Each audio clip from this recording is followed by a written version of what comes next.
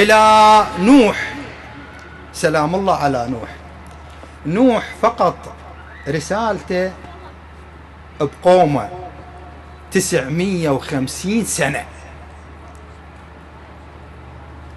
ربي إني دعوت قومي ليلا ونهارا فلم يزدهم دعائي إلا فرارا. إنه بش قاموا يسوون؟ وجعلوا أصابعهم وين؟ في آذانهم واستغشوا ثيابهم واستكبروا استكبارا. 950 سنة. القرآن ماذا يقول بال950 سنة؟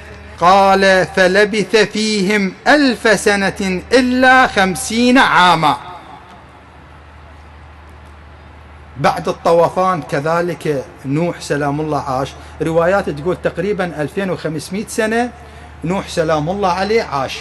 اليوم المهدي ما موصل نص ما عمر نوح.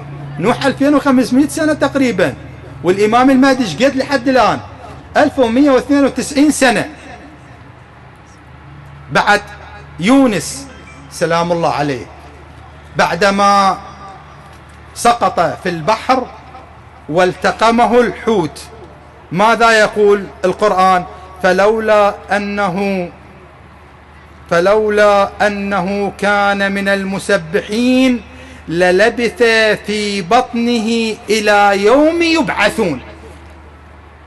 يقولون نوح لو ما كان يسبح ويستغفر الله كان خلينا ببطن اللي وين؟ اليوم القيامة.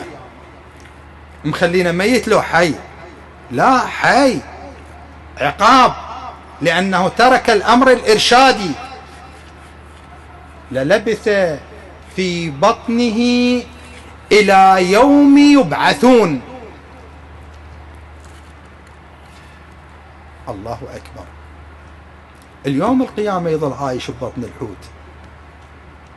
بعد المسيح سلام الله عليه، المسيح وما قتلوه وما صلبوه ولكن شبه لهم.